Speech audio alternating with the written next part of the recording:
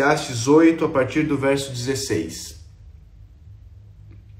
Quando voltei a mente para conhecer a sabedoria e observar as atividades do homem sobre a terra, daqueles cujos olhos não veem sono, nem de dia nem de noite, percebi tudo o que Deus tem feito. Ninguém é capaz de entender o que se faz debaixo do sol. Por mais que se esforce para descobrir o sentido das coisas, o homem não o encontrará. O sábio pode até afirmar que entende, mas na realidade não o consegue encontrar. Refleti nisso tudo e cheguei à conclusão de que os justos e os sábios e aquilo que eles fazem estão nas mãos de Deus. O que os espera, seja amor ou ódio, ninguém sabe.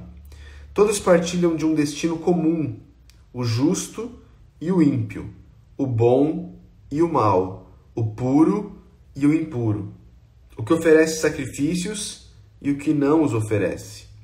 O que acontece com o homem bom acontece com o pecador.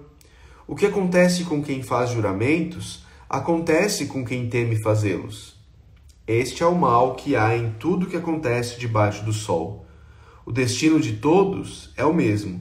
O coração dos homens, além do mais, está cheio de maldade e de loucura durante toda a vida.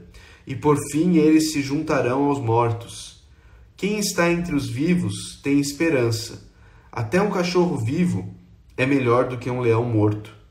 Pois os vivos sabem que morrerão, mas os mortos nada sabem. Para eles não haverá mais recompensa, e já não se tem lembrança deles. Para eles, o amor, o ódio e a inveja há muito desapareceram. Nunca mais terão parte em nada do que acontece debaixo do sol. Bom dia para quem chegou aí durante a leitura. Queridos, Eclesiastes é um livro complicado. Eclesiastes é um livro complicado.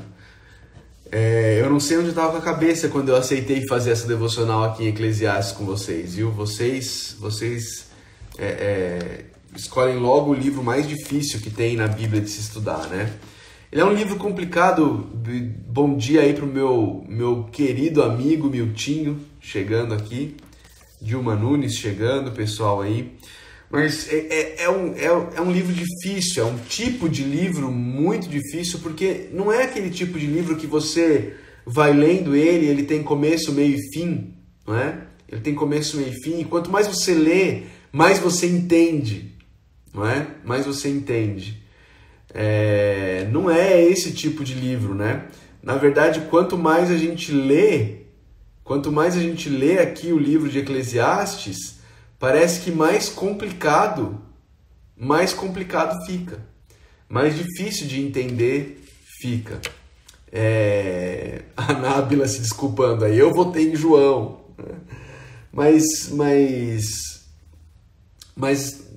eu não estou falando isso porque eu me arrependo de maneira alguma. Eu acho que tem sido uma caminhada muito legal aqui no livro de Eclesiastes, né? Desafiadora, mas muito legal.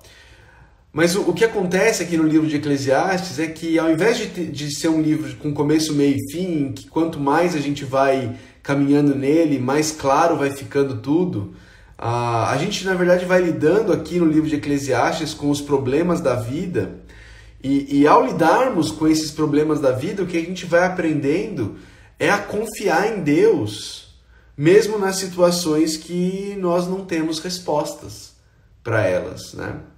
Situações em que a gente não tem respostas. Aqui no texto que está diante da gente, nos versos 16 e 17, o autor ele fala como um filósofo frustrado, né? Vocês perceberam isso? Ele diz assim, quando eu voltei a mente para conhecer a sabedoria e observar as atividades do homem sobre a terra, daqueles cujos olhos não veem sono, nem de dia nem de noite, percebi tudo o que Deus tem feito. E aí a conclusão dele é: ninguém é capaz de entender o que se faz debaixo do sol. Por mais que se esforce para descobrir o sentido das coisas, o homem não o encontrará. O sábio pode até afirmar que entende, mas na realidade não consegue encontrar, né? É um filósofo frustrado, o autor de Eclesiastes, aqui nesse texto, né? Ele tenta, e ele não consegue achar o sentido, ele não consegue achar a razão, ele não consegue achar o porquê das coisas. E queridos, nesse ponto, algumas pessoas elas vão e elas caminham para um ateísmo, né? Se eu não consigo entender o sentido, se eu não consigo encontrar o significado, se eu não consigo entender as coisas, então Deus não existe. Se as coisas não estão num patamar em que eu consigo compreendê-las de forma completa, então Deus não existe. Muitas pessoas caminham para esse rumo, né? Outras pessoas caminham em direção de ter uma visão distorcida de Deus, não é? De entender Deus de uma maneira equivocada, de achar que Deus, por exemplo, deu corda no universo e hoje não se envolve mais em nada. As coisas simplesmente acontecem, não é? Mas o pregador, na verdade aqui, o autor de Eclesiastes, ele continua reconhecendo Deus, não é? Ele diz mesmo no verso 17, de que ele percebeu que tudo o que Deus tem feito. Esse é um reconhecimento de que Deus está em ação, Deus está no controle das coisas, Deus está agindo, mesmo quando nós não entendemos. E aqui, queridos, entra uma lição bem importante para nós sobre orgulho e sobre humildade. Orgulho e humildade. Queridos, muitas vezes a gente não entende o que está acontecendo. Muitas vezes a gente não entende o porquê das coisas. Muitas vezes a gente não entende decisões que são tomadas. Muitas vezes a gente não entende o agir de Deus. Muitas vezes a gente não entende um monte de coisas. Um monte de coisas, não é? E isso é fruto do quê? Da nossa limitação. Da nossa limitação. E aí a gente pode pender para um orgulho de dizer que se a gente não entende, então tá tudo errado, então não faz sentido, então Deus não existe. A gente pode pender por orgulho de quando a gente não entende até mesmo decisões de outras pessoas, então elas estão necessariamente erradas, o que não é o caso. O fato da gente não entender decisões de outras pessoas não necessariamente mostra que elas estão erradas, talvez o errado sejamos nós, não é? Mas essa situação filosófica frustrante, não é? De que a gente olha para o mundo e a gente não entende o significado de muita coisa, a gente não entende por que muita coisa acontece, deveria trazer humildade aos nossos corações, não é? O verso 1 do capítulo 9, o pregador aqui, o autor de Eclesiastes, diz: refleti nisso tudo e cheguei à conclusão de que os justos e os sábios, aquilo que eles fazem, está nas mãos de Deus. Está nas mãos de Deus. E aqui, para nós que estamos em Cristo, estar nas mãos de Deus é algo excelente. Porque para quem está em Cristo, estar nas mãos de Deus é um lugar de cuidado, é um lugar de proteção. Mas, queridos, quando nós olhamos para essa vida e nós percebemos que, como o autor de Eclesiastes faz, parece que Deus trata justos e ímpios da mesma forma, não é? Quando a gente olha para essa vida, a realidade é muito dessa forma, né? De que tanto justos quanto ímpios passam por dificuldade, tanto justos como ímpios passam por provações, tanto justos como ímpios desfrutam de coisas boas da vida, não é? Isso é uma realidade nesta vida, em muitos aspectos. E não perceber isso é tolice. É tolice. Esses dias para trás,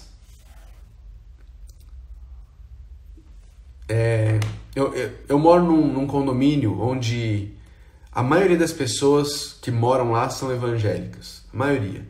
Porque o condomínio foi criado como uma parceria com uma missão evangélica, né? A Palavra da Vida. Então, assim, a maioria das pessoas que moram lá são evangélicas. Enfim, de todo quanto é tipo de evangelicalismo, mas são evangélicas. E a gente está vivendo essa situação do coronavírus, né? E aí outro dia um dos moradores lá virou para mim e virou para outras pessoas lá e disse assim: não, aqui o vírus não entra, Deus tem um escudo aqui em cima. Isso é tolice. Isso é uma compreensão totalmente equivocada do agir de Deus. Do agir de Deus. Isso é tolice, um triunfalismo tolo de achar que os males deste mundo não alcançam aqueles que temem a Deus. Isso não é verdade. Isso não foi verdade na vida de Jó. Isso não é verdade na minha e na sua vida. Né? O mal nos alcança.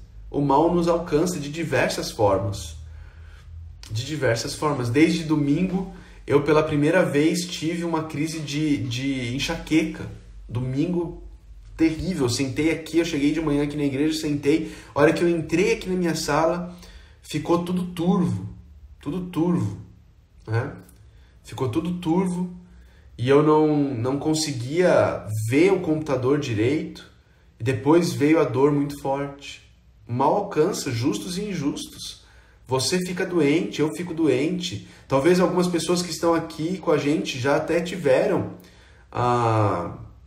o coronavírus, não é? Algumas talvez morreram disso. Tem uma família na minha igreja que a família inteira está infectada de coronavírus. Então, enxergar a vida dessa forma é um triunfalismo tolo. É um triunfalismo tolo.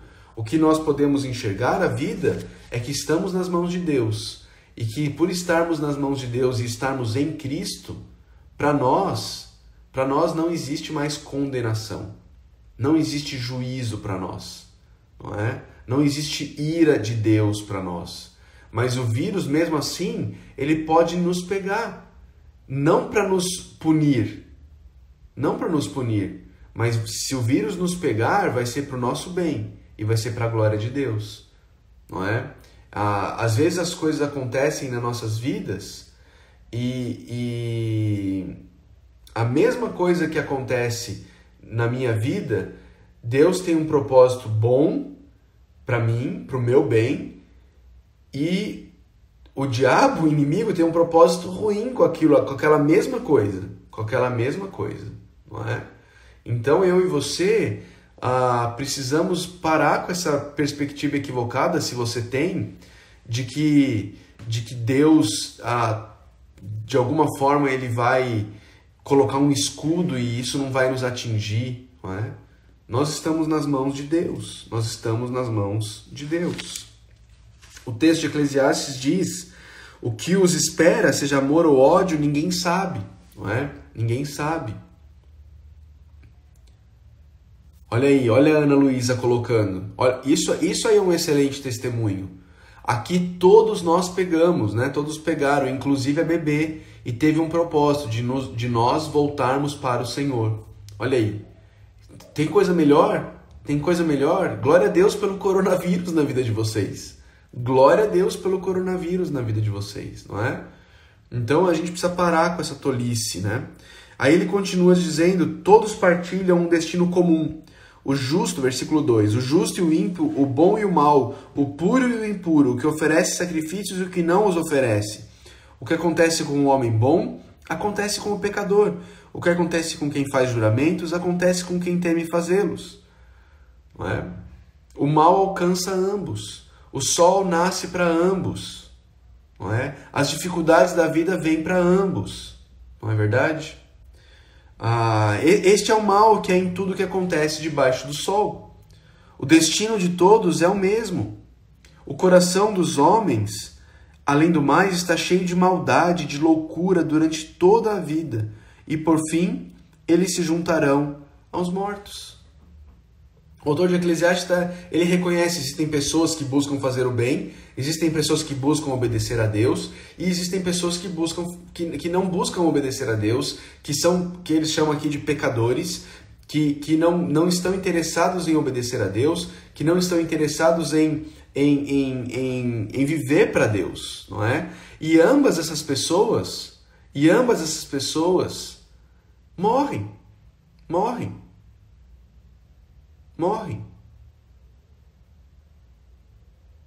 Olha aí a Suzana colocando aqui pra gente essa situação dela. Vamos orar por você, Suzana. Orar por você, pela sua mãe, pelo seu pai, não é? Essa é a realidade. Essa é a realidade. O evangélico, o cristão, ele não tem um escudo de proteção contra as doenças deste mundo. Nós vivemos num mundo caído. E o mal desse mundo também nos atinge.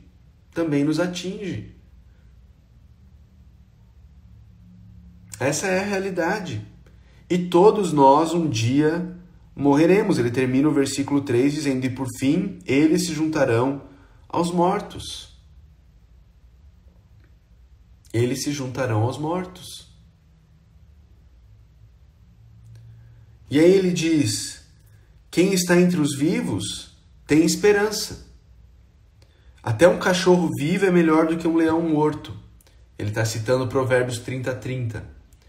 Repetindo Provérbios 30:30. Kellen, Deus abençoe, um bom dia para você. Pois você pega aí lá no IGTV. É isso que ele está dizendo. Agora, a gente precisa entender essa questão do cachorro, né? Que a gente hoje pensa em cachorro, a gente pensa num animalzinho de estimação, né? Não é essa a realidade. O cachorro na época era um animal silvestre, um animal que vinha para trazer problemas na cidade. Talvez seja melhor a gente pensar aqui no cachorro como as hienas do filme O Rei Leão, não é? Aqueles animais que só buscam trazer destruição. Ele está falando, olha, é melhor uma hiena viva do que um leão morto, né?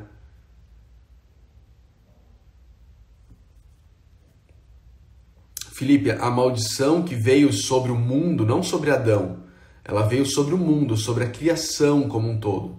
Essa maldição vai ser desfeita em Cristo Jesus um dia. Mas hoje em dia, a natureza continua gemendo. Paulo nos ensina, não é? Continua gemendo. E ele diz, é melhor ser um cachorro vivo, por quê? Porque os vivos, versículo 5, sabem que morrerão. Pelo menos eles sabem alguma coisa sobre o futuro. Eles sabem que morrerão. Mas os mortos nada sabem. Para eles não haverá mais recompensa e já não tem mais lembrança deles. Para eles o amor, o ódio, a inveja há muito desapareceram. Nunca mais terão parte em nada do que acontece debaixo do sol. E aqui, queridos, entra o fato de que a Eclesiastes é apenas parte da Bíblia. Eclesiastes é apenas parte da Bíblia. Eclesiastes não é o todo. E nós precisamos ler Eclesiastes pegando o resto da Bíblia e jogando luz em Eclesiastes. Jogando luz em Eclesiastes. Não é? E como que a gente faz isso? Bom, o texto aqui está nos dizendo que para os mortos já não há mais recompensa. Já não há mais recompensa. Não é? E que ninguém sabe o que acontece, não é? O que os espera, ele diz lá no versículo 1, ninguém sabe, não é? Ninguém sabe. A realidade é que não é bem assim. Graças a Deus, a revelação continuou e hoje nós sabemos muito mais do que o autor de Eclesiastes sabia. Muito mais. E nós podemos ir, por exemplo, para 1 Pedro, capítulo 1, e a gente pode olhar para 1 Pedro 1 e a gente pode ver Pedro nos ensinando que nós, 1 Pedro 1, verso 3, 1 Pedro 1, 3, que nós fomos regenerados para uma esperança viva, por meio da ressurreição de Jesus Cristo dentre os mortos. Nós podemos aprender com Pedro que a morte não é o fim, que Jesus Cristo ressuscitou dos mortos e por isso ele nos deu uma vida nova que tem uma esperança viva. Uma esperança viva. E se o autor de Eclesiastes diz que já não há mais recompensa, Pedro vai dizer que o Senhor Jesus também nos regenerou, versículo 4, para uma herança que jamais poderá perecer, macular-se ou perder o seu valor. Herança guardada nos céus para vocês. A gente precisa do resto da Bíblia jogando luz sobre Eclesiastes. Não é? Ou a gente pode olhar para 1 Coríntios 2, versículo 9. 1 Coríntios 2, versículo 9, onde o apóstolo Paulo nos diz, nem olho viu, ouvido nenhum ouviu, mente nenhuma imaginou o que Deus preparou para aqueles que o amam.